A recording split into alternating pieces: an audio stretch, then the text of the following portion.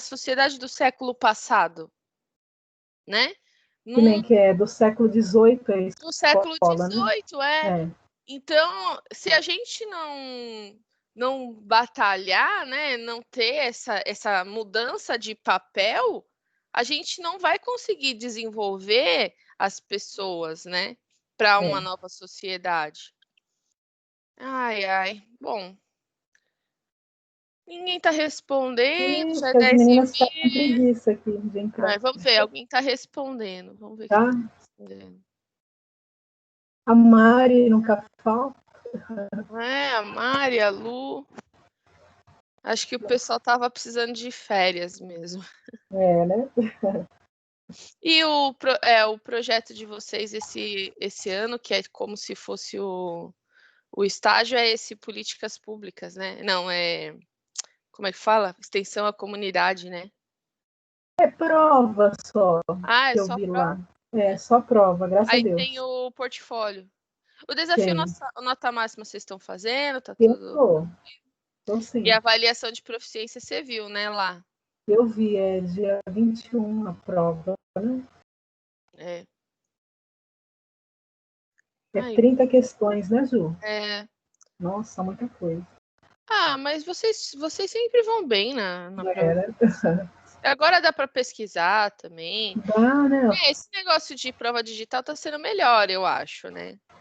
Dá para consultar, né? Que é essa aqui que tá tentando falar e tá demorando? É a Mari, ó. A Mari Mari. Responder. Vamos ver o que ela vai responder. Eu mandei mensagem aqui para ela que ela nunca falta, né? Poxa, todo mundo. Mil.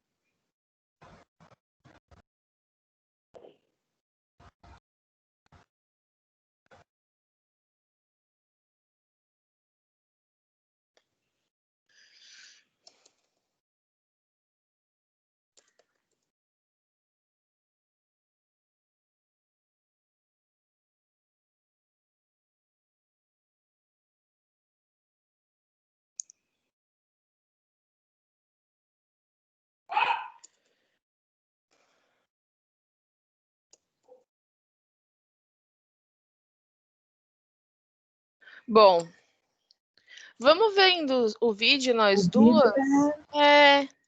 E aí a gente espera mais um pouquinho, porque ninguém respondeu, né? Ela tá digitando, a Mari. Digitando, aí depois digitar.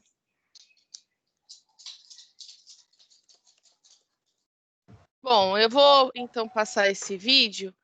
Ele é sobre. Lá, alguém respondeu. A Mari não vai participar. Tá na casa da filha. É sobre política, não é sobre política pública de educação, é só sobre política. Mas eu quero passar ele porque eu acho que antes da gente discutir políticas públicas de educação, a gente tem que ter essa visão do que é a política, né? Então, eu vou compartilhar aqui. Deixa eu compartilhar de novo que é com áudio. E aí, durante o vídeo, a gente pode ir comentando nós duas, tá? Tá bom. Eu gosto de trabalhar assim porque é bom, né? Ele é um vídeo americano, tá? Com legenda, tá? Deixa eu ver se a legenda tá certa. Legenda em português brasileiro. Fechar. E aí, vou abrir o vídeo aqui. Ele é um professor também.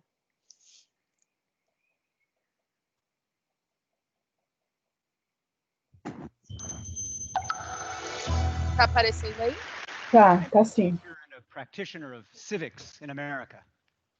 Now, I will kindly ask those of you who've just fallen asleep to please wake up. Why is it that the very word civics has such a soporific, even a narcoleptic effect on us? I think it's because the very word signifies something exceedingly virtuous, exceedingly important, and exceedingly boring.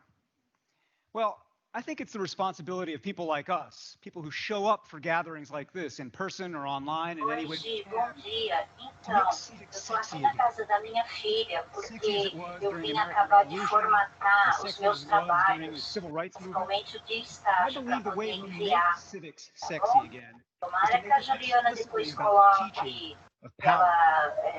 The way we do that, I believe, is at the level of the city. This is what I want to talk about today. I want to start by defining some terms, and then I want to describe the scale of the problem I think we face, and then suggest the ways that I believe cities can be the seat of the solution. So let me start with some definitions. By civics, I simply mean the art of being a pro-social, problem-solving contributor in a self-governing community. Civics is the art of citizenship, what Bill Gates Sr. calls simply showing up for life.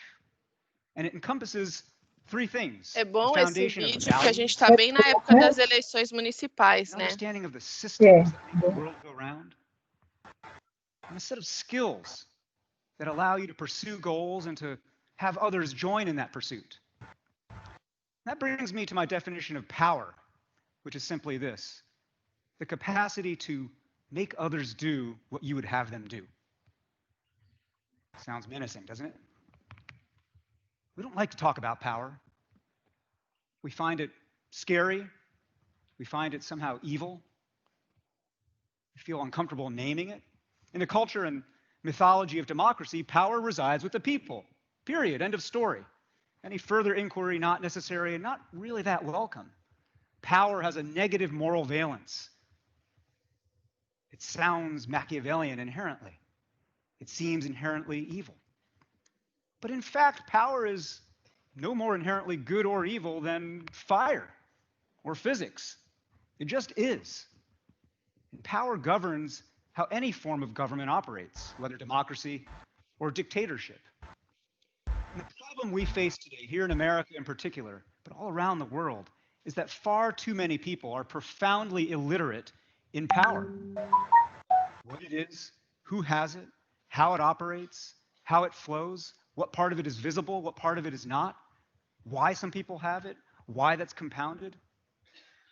And as a result of this illiteracy, those few who do understand how power operates in civic life, those who understand how a bill becomes a law, yes, but also how a friendship becomes a subsidy, or how a bias becomes a policy, or how a slogan becomes a movement. The people who understand those things wield disproportionate influence, and they're perfectly happy to fill the vacuum created by the ignorance of the great majority. This is why it is so fundamental for us right now to grab hold of this idea of power and to democratize it.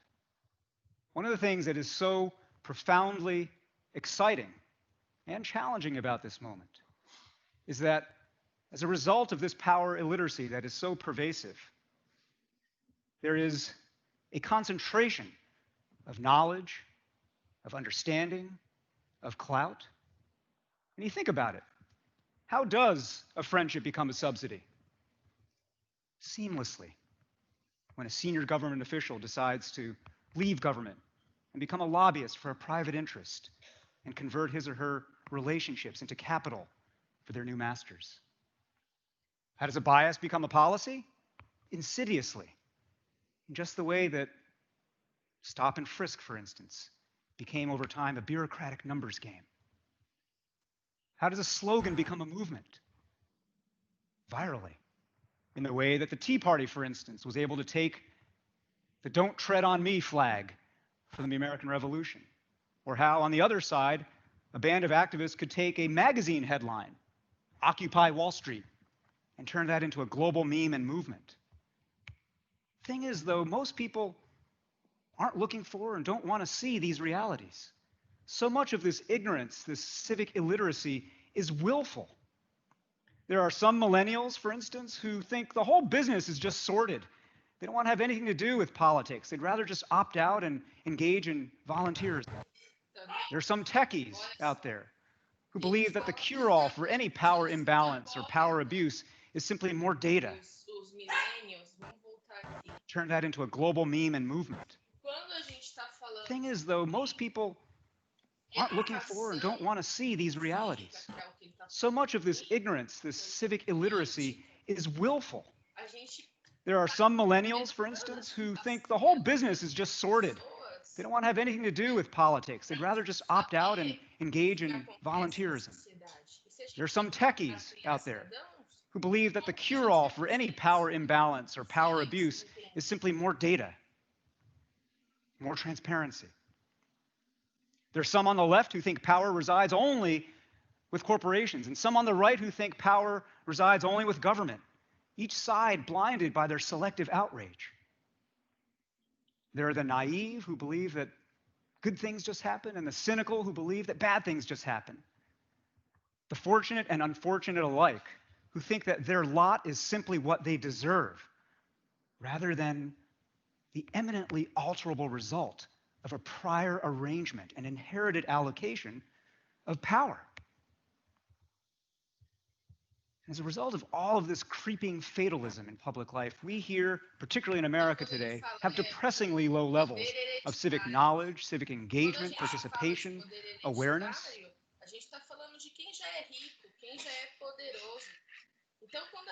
Prior arrangement and inherited allocation of power. As a result of all of this creeping fatalism in public life, we here, particularly in America today, have depressingly low levels of civic knowledge, civic engagement, participation, awareness. The whole business of politics has been effectively subcontracted out to a band of professionals, money people, outreach people, message people, research people. The rest of us are meant to feel like amateurs, in the sense of suckers. We become demotivated to learn more about how things work. We begin to opt out. Well, this problem, this challenge, is the thing that we must now confront. And I believe that when you have this kind of disengagement, this willful ignorance, it becomes both a cause and a consequence of this concentration of opportunity, of wealth and clout that I was describing a moment ago, this profound civic inequality. This is why it is so important in our time right now to reimagine civics as the teaching of power. Perhaps it's never been more important at any time in our lifetimes. If people don't learn power, people don't wake up. And if they don't wake up, they get left out. Now, part of the art of practicing power means being awake and having a voice, but it also is about having an arena where you can plausibly practice deciding. All of civics boils down to the simple question of who decides.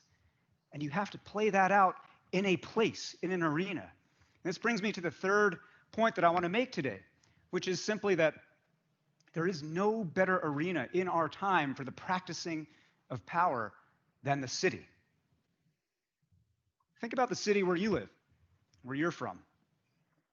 Think about a problem in the common life of your city. It can be something small, like where a street lamp should go, or something medium, like which library should have its hours extended or cut. Maybe something bigger, like whether a dilapidated waterfront should be turned into a highway or a greenway, or whether all the businesses in your town should be required to pay a living wage. Think about the change that you want in your city, and then think about how you would get it, how you would make it happen. Take an inventory of all the forms of power that are at play in your city situation. Money, of course. People, yes. Ideas. Information. Misinformation. The threat of force. The force of norms. All these forms of power at play. Now think about how you would activate or perhaps neutralize these various forms of power. This is not some Game of Thrones empire-level set of questions. These are questions that play out in every single place on the planet. I'll just tell you quickly about two stories drawn from recent headlines. In Boulder, Colorado, voters not too long ago approved a process to replace the private power company, literally the power company, the electric company, Xcel, with a publicly owned utility that would forego profits and attend far more to climate change. Well, Xcel fought back. And Xcel has now put in play a ballot measure that would undermine or undo this municipalization. And so the citizen activists in Boulder who've been pushing this now literally have to fight the power in order to fight for power. In Tuscaloosa at the University of Alabama, there's an organization on campus called, kind of menacingly, The Machine. And it draws from the largely white sororities and fraternities on campus, and for decades, The Machine has dominated student government elections. Well, now, recently, The Machine has started to get involved in actual city politics. And they've engineered the election of a former Machine member, a young pro-business recent graduate, to the Tuscaloosa City School Board. Now, as I say, these are just two examples drawn almost at random from the headlines. Every day there are thousands more like them. And you may like or dislike the efforts I'm describing here in Boulder or in Tuscaloosa, but you cannot help but admire the power literacy of the players involved, their skill. You cannot help but reckon with and recognize the command they have of the elemental questions of civic power. What objective? What strategy? What tactics? What is the terrain? Who are your enemies? Who are your allies? Now I want you to return to thinking about that problem or that opportunity or that challenge in your city, and the thing it was that you want to fix or create in your city. And ask yourself, do you have command of these elemental questions of power? Could you put into practice effectively what it is that you know? This is the challenge and the opportunity for us.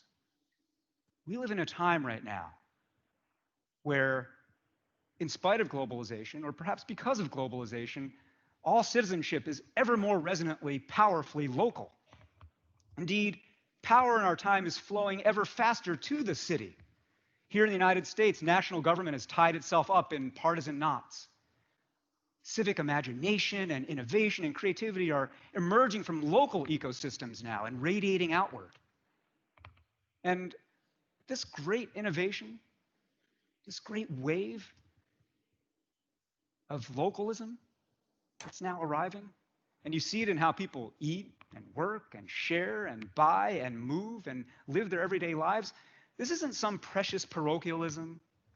This isn't some retreat into insularity. No, this is emergent. The localism of our time is networked powerfully. And so, for instance, consider the ways that strategies for making cities more bike-friendly have spread so rapidly from Copenhagen to New York to Austin to Boston to Seattle.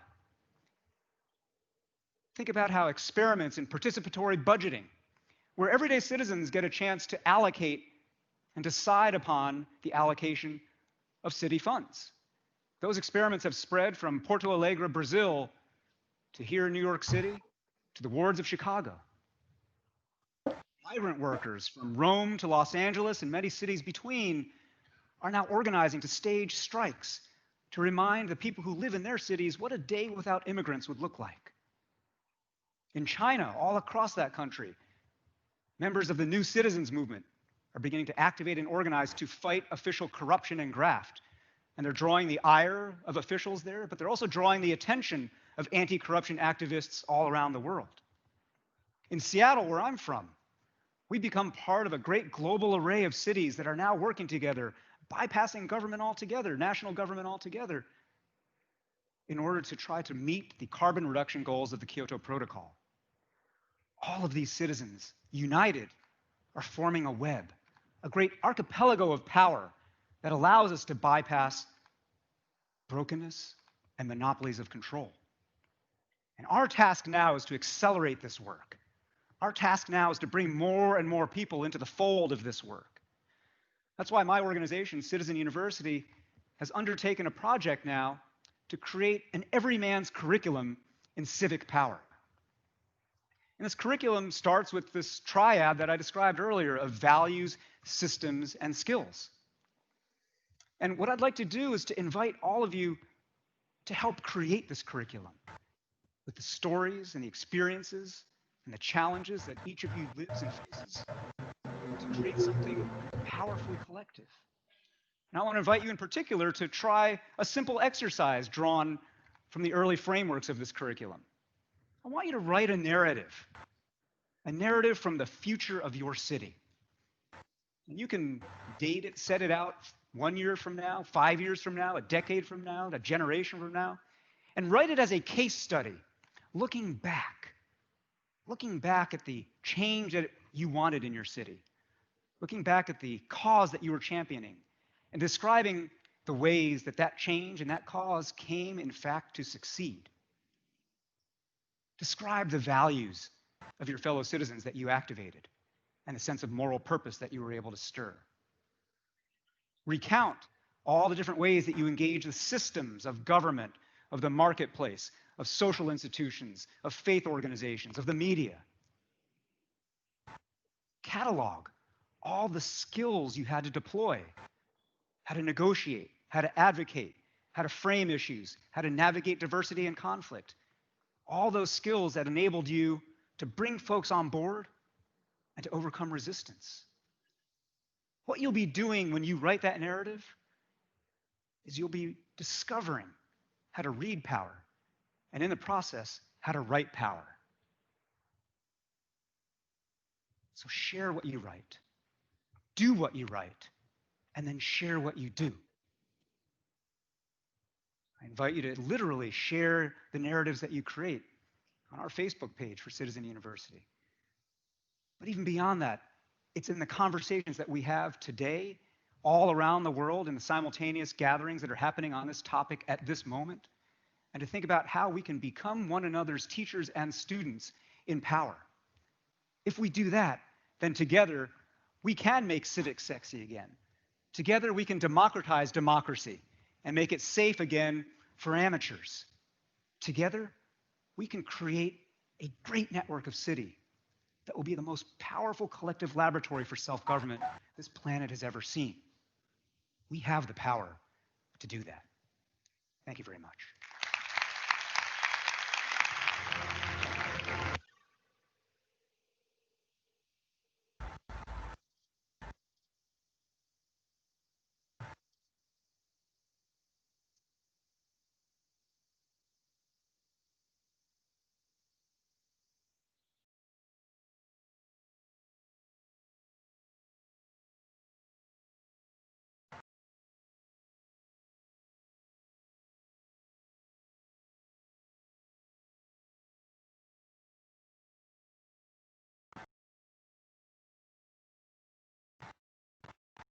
Oi, Ju. Ju. Eu tô falando com o microfone mudo. Eu tô aqui, Gi, você gostou? Tá saindo som. Eu tô falando, Gi, você gostou? Tá tudo bem? Tá no mudo aqui. Ai, desculpa. Nada. Então, você gostou do vídeo? Gostei, muito bom. Eu quero continuar falando desse vídeo, porque você entende que essa proposta que ele fez no final, ele fez para cidades, mas pode ser para dentro da escola também, dentro da sala de aula. Formar cidadãos passa por isso, né? E aí, além disso, eu quero tratar, antes de entrar em políticas educacionais, eu quero tratar de políticas públicas ainda, até por causa da situação que a gente está tendo hoje no nosso país. Vou compartilhar aqui de novo com você. Só um momentinho. Bom, eu quero compartilhar com você isso aqui. Esse é o nosso mapa mundi, certo? Certo. Presta atenção aqui. Tá tendo, a gente sabe que tá tendo as queimadas lá, né? Só um minutinho, gente, que eu vou xingar meu marido. Sandro! Tá bom. O cachorro tá aqui querendo brincar comigo, eu tô dando aula. Desculpa, Gi. Não. Tá vendo aqui, ó? Aqui é onde a gente mora, o Brasil, certo? Certo. Aqui do nosso ladinho tem o deserto do Atacama, no Chile. Aqui na África, no mesmo patamar onde a gente está, tem o deserto da Namíbia e Botsuana, tá vendo? que é na África do Sul, né? Isso, na África, né? A África do Sul, ela é um país da África, Sim. né? Então, aqui, ó, a gente tem um outro deserto, né? Então, tem a Namíbia, Botsuana e África. Toda essa área branca é um deserto. Tá. Aqui na Austrália, também tudo isso aqui é deserto. Por que que tudo aqui é deserto, menos aqui onde a gente está? É boa pergunta, né? Não, ela tem uma resposta. É Tem, por causa da bacia hidrográfica do Amazonas e do Pantanal. Toda a água do Pantanal e do Amazonas, que condensa e vira nuvens, vem através do vento e irriga toda essa nossa região. Sim. Entendeu? Entendi. Então, quando a gente fala sobre desmatamento no Amazonas, a gente não está falando só da diminuição das florestas, a gente está falando da desertificação do nosso país, do nosso continente praticamente, né? Essa política de desmatamento, ela está trazendo cada vez mais um perigo para a nossa sobrevivência, porque você imagina, se já é difícil hoje, se no sertão do Nordeste já é já a seca é tão grande que já é quase um deserto, imagina sem a proteção das águas do Amazonas, do Pantanal, né? A nível mundial, né? Entendeu? Toda essa região aqui, ela sustenta todo o nosso país, porque as chuvas vêm de lá. Eles que irrigam o nosso país. E aí, quando a gente fala de políticas públicas, tudo isso, é lógico, a gente está tratando de educação, mas eu queria dar um exemplo bem forte para vocês nesse sentido.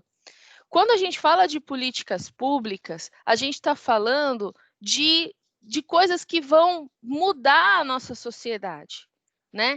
Então, por exemplo, nos governos do PT, na verdade, assim, a China vem crescendo, né? Cada vez mais ela vem crescendo e ela vem comprando muitas coisas, muitos commodities, e o Brasil sofreu muito impacto na crise de 2008 por causa dessa questão da China. Por quê? As nossas indústrias brasileiras fabricavam os produtos, mas a China vinha para o Brasil e vendia os produtos mais baratos.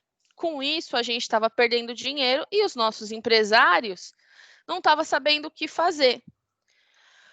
Diante disso, a política pública teve que agir. Só que, do meu ponto de vista, a gente agiu de uma forma errada. Porque o que aconteceu? A partir dessa crise de 2008, o Brasil começou a vender commodity para a China. Na verdade, sempre vendeu, mas começou a fazer isso de uma forma mais consistente. Então, a China passou a comprar aço, soja, ferro do Brasil, né? E aí, isso fez o quê? As indústrias de commodities começaram a crescer. E as indústrias de base, que são as que fazem a transformação de produtos, diminuíram. Isso acabou gerando o desemprego que acabou culminando na época do governo da Dilma. Estou contando toda essa historinha para falar sobre essa questão de desmatamento, tá? O que acontece? Hoje, o desmatamento, ele acontece aqui, né? Mato Grosso, Pará e Amazonas, Roraima.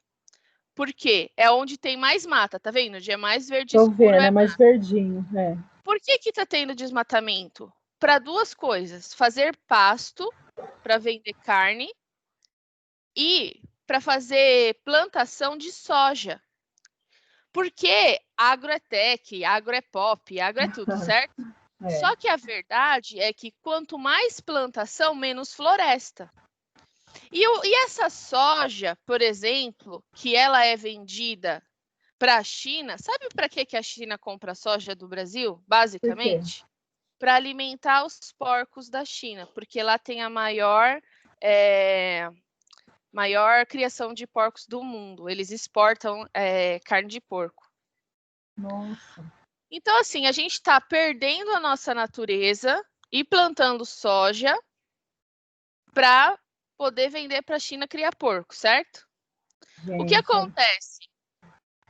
Para a gente vender a soja com bom dinheiro, a gente aumenta o dólar. Então, por exemplo, uma tonelada de soja que custa R$300, se a gente tiver o dólar a $300, se a gente aumentar o preço do dólar, vai ganhar muito dinheiro, certo? Certo. Só que o que acontece?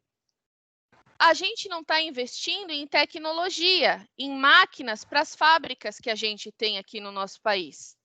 Então, por exemplo, para comprar uma máquina boa para fazer produtos aqui no Brasil, ou comprar uma máquina boa para fazer melhores aplicativos, ou qualquer tipo de indústria, uma ferramentaria, um torno CNC, custa 4 vezes mais do que custava antigamente, porque o dólar está mais caro. Então, a gente está favorecendo o agronegócio, dando dinheiro para eles venderem os commodities, né, que é a soja, o ferro, essas coisas, e para as pequenas empresas, para as médias empresas que precisam comprar máquina, tecnologia, está ficando muito mais caro. Isso está fazendo o quê? Aumentar o desemprego no nosso país. Veja que é uma política econômica que está acontecendo. A partir do momento que o dólar está subindo, é para isso que a gente está arrumando, para deixar de ser um país industrializado para ser um país agrícola. Só que isso é coisa do século retrasado, né? A gente voltar para trás, né? Voltar para trás.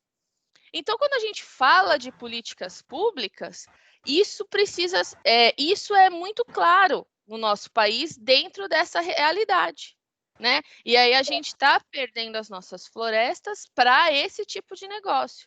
Só que aí o que acontece? A gente não desenvolve tecnologia, a gente não desenvolve equipamentos, né? E aí, cada vez mais, as pessoas ficam mais desempregadas. Porque, por exemplo, você acha que os donos das grandes plantações de soja, eles têm máquinas que funcionam com joystick, não precisa de empregado. O agronegócio, ele diminui o emprego no Brasil. Porque a máquina ela não vai reclamar que quer um salário melhor. Eles preferem trocar, em teoria, os humanos pelas máquinas, né? Exatamente. Então, quando a gente fala de política educacional, a gente precisa saber, por exemplo, então agora eu vou entrar um pouco em política educacional. Lembra que eu já conversei com vocês sobre essa questão de ensino técnico e ensino de educação de gestão, de faculdade? Por quê? O ensino técnico, ele ensina coisas que, mais para frente, um robô vai poder substituir o ser humano. Né?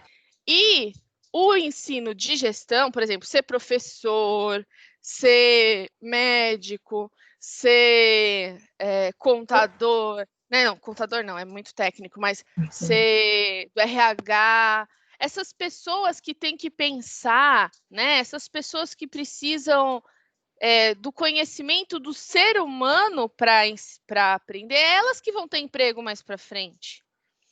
Então, quanto mais a gente tem uma política econômica predatória que vai levar o Brasil para a dependência do agronegócio, mais pessoas vão ficar desempregadas. E quanto mais educação técnica a gente tem, mais pessoas desempregadas também, né?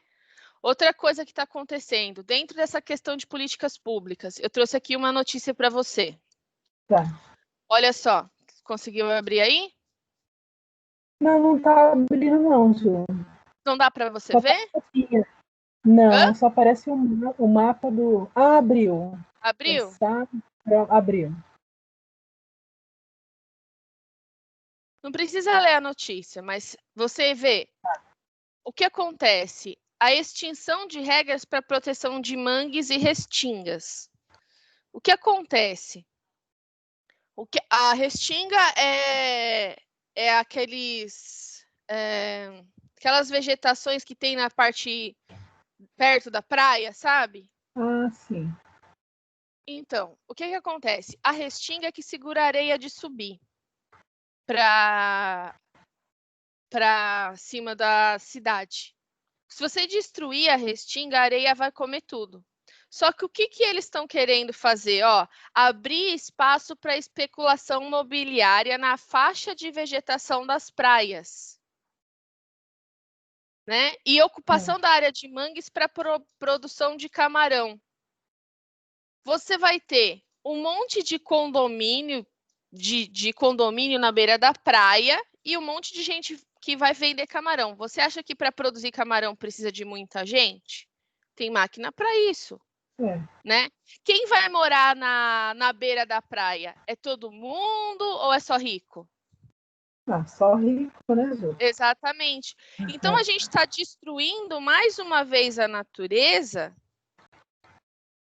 para o pessoal ganhar dinheiro e mais dinheiro. E só os ricos terem oportunidades de ter uma praia, uma cidade estruturada. Então, esse tipo de política leva a gente, mais uma vez, à desertificação, que está iminente no nosso país. Verdade, né? Então, assim... Então, mas o nosso papel como educadoras, eu podia estar aqui, Gi, eu podia ter aberto o Colaborar e estar passando a matéria com você. Não podia? Não, mas é mais útil, eu acho, discutir os problemas atuais do que ficar só naquele negócio de didática, teoria. Acho legal assim falar. Então, quando a gente é professor, trazer as coisas. Então, a matéria políticas públicas, eu podia estar me focando ali na matéria, mas não. Quando eu mostro para você o mapa e falo tudo isso para você, eu estou falando para você, é isso que você precisa discutir com os seus alunos, é isso que você precisa discutir com os seus amigos, com o seu marido, com as suas filhas. Porque a gente precisa abrir os olhos das pessoas. Voltando aqui no vídeo do chinês, a gente é isso, entendeu? A ideia é, a gente precisa saber o que está acontecendo, para a gente não dizer que não foi avisado. Agora a gente vai ter as eleições, né, para prefeitos e vereadores. Tudo isso precisa ficar muito claro para todo mundo, entendeu? Porque uma vez que a gente tem que lutar para a nossa própria sobrevivência, a gente precisa que todo mundo lute igual, né? Cada um fazer a sua parte, né? Exatamente. Né? Então, quando a gente fala de políticas públicas, tem muita coisa envolvida. Você vê que eu comecei a falar do desmatamento, depois eu falei de política econômica, aí eu entrei em política educacional, depois eu falei de política de meio ambiente, é tudo intrincado. Né? Então, por exemplo, as pessoas acham, quando a gente fala de política educacional, até está aqui na nossa matéria, né? LDB, BNCC, tudo aquilo é muito bonito, mas é para aplicação no dia a dia. E no tempo, e a longo prazo, o que vai influenciar na nossa educação, né? Então, tudo isso precisa ser trabalhado em conjunto.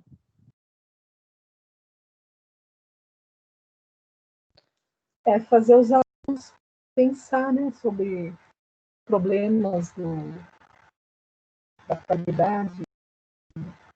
Exatamente. É fazer os alunos pensarem. E eu quero fazer vocês pensarem nisso, né? No mundo que vocês querem viver. Você tem filhas, Gi? Não. Mas, por exemplo, né? Eu também não tenho. Mas a gente tem família, a gente tem primos, a gente tem sobrinhos. Né? por exemplo, a Cleide tem as meninas. Você acha que daqui a 30 anos aqui não vai ser um deserto se a gente continuar desmatando? Né? Com certeza, a gente pode morrer, mas tudo e bem. e as futuras gerações, né? Por exemplo, com o desmatamento no Pantanal, as araras azuis voltaram a entrar em extinção. Não porque elas foram queimadas, mas porque elas não têm o que comer.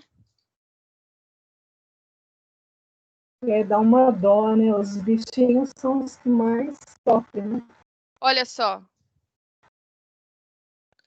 Então, quando são a gente... tão lindas, né? As ararinhas. São lindas, né?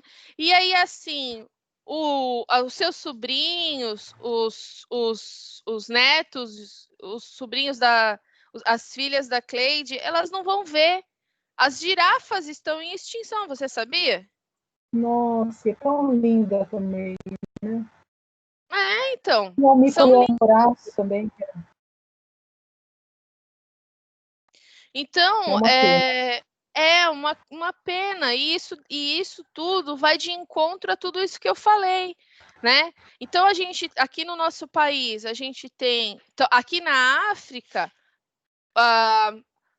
eles não têm uma Amazônia para proteger, então eles têm mesmo o deserto do Saara aqui em cima, aqui embaixo tem o deserto da Namíbia, mas, além disso tudo, eles sempre tiveram uma política de desmatamento muito grande. Aqui no Brasil, a gente teve uma política de desmatamento enorme, tanto que a maioria da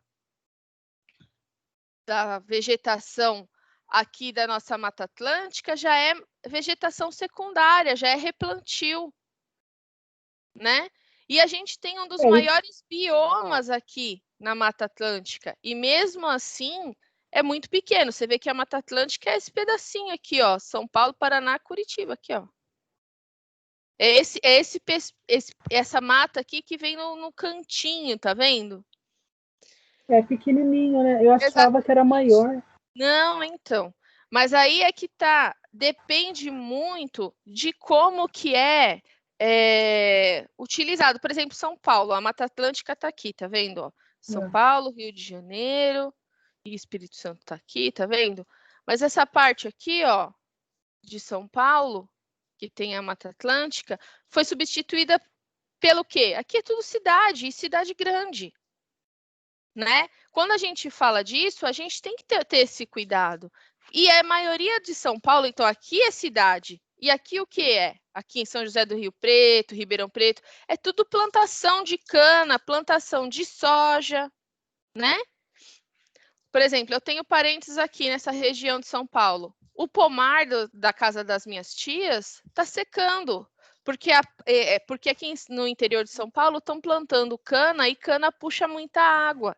Está destruindo todo o solo do interior de São Paulo. Nossa, é tão bonito, né? Você comer uma fruta assim do pé. Você vê aqui, ó, né? O desmatamento tá crescendo cada dia mais. Né? Já chegamos num ponto que não tem mais como recuperar. O que tem que fazer é parar. Mas enquanto as pessoas não tiverem esse cuidado, cada vez mais a gente vai ver essas áreas brancas de deserto. Verdade. Entendeu? Né? Só que isso depende de uma política econômica, de uma política de educação, né? Tanto de educação para o meio ambiente, quanto de educação para gerar outros tipos de emprego que não sejam empregos na área do agronegócio, né? Então, quando a gente fala de política pública e política educacional, a gente está falando muito mais do que só apenas se vai ser progressão continuada, se vai ter identidade de gênero, se não vai ter. A gente está falando de sobrevivência mesmo. Fazer as futuras gerações a pensar nisso aí, né? Porque elas que vão estar aqui, né? Exatamente. E, na verdade, a nossa geração tem que pensar nisso agora, porque é agora que isso está acontecendo. Mas as crianças, elas já têm uma consciência de reciclar o lixo. Eu acho que está bem assim, melhor do que Sim, antigamente, né? mas as crianças estão crescendo e é aquilo que o cara falou, as crianças estão crescendo, os milênios, geração zero, e estão achando que a política não é importante. O meio ambiente é importante, ser voluntário é importante, mas não entende que para tudo isso funcionar, você tem que entender de Ter a política, política, né? entendeu? Então, isso é uma coisa que eu acho que faz muita diferença, né? Porque os governantes não estão nem aí, né? Então, tem que Exatamente. ser o povo a pensar, né? Aí eu quero ler um poema para você, que é para a gente encerrar, porque sozinhas, né, fica... Mas a semana que vem a gente faz as atividades da aula e a gente fala um pouco de direitos humanos. Eu acho que eu vou trazer mais um vídeo sobre direitos humanos e dar uma continuada nessa questão da responsabilização da gente no dia a dia, né?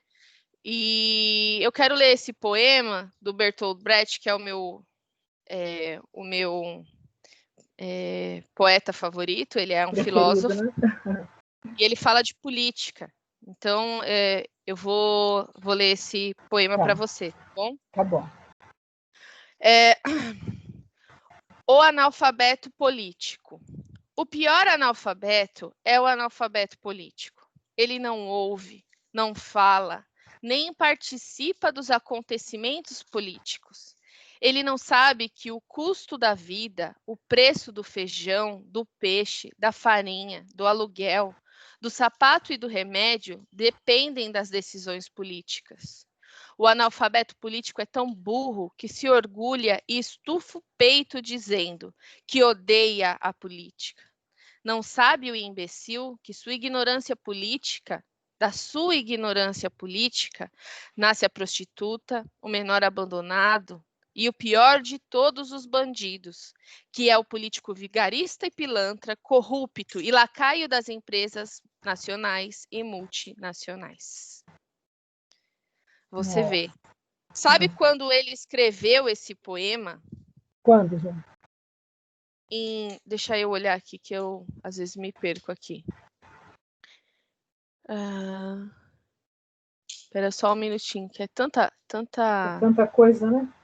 Tô procurando aqui. Deixa eu ver. 1000. Ele nasceu em 1898 e morreu em 1956, para você ter uma ideia. Isso é do século passado. Nossa. E ainda é atual, né? Exatamente. E ele era alemão. Então, para você ver que não é uma coisa só nossa, não é só do Brasil. Então, essa ideia de sermos só no Brasil que acontece isso, não. Você vê que eu passei um vídeo de um cara americano. Eu li um poema de um poeta alemão. Isso acontece no mundo inteiro. Só que depende de nós, todos os dias, trabalharmos para que isso não volte a se repetir. E que as pessoas tenham cada vez mais consciência. Cada um fazia um pouquinho, né? Exatamente. Eu acho que por hoje é só, Gi. Eu sei que não era o tema da matéria mesmo, né? Não, mas foi legal.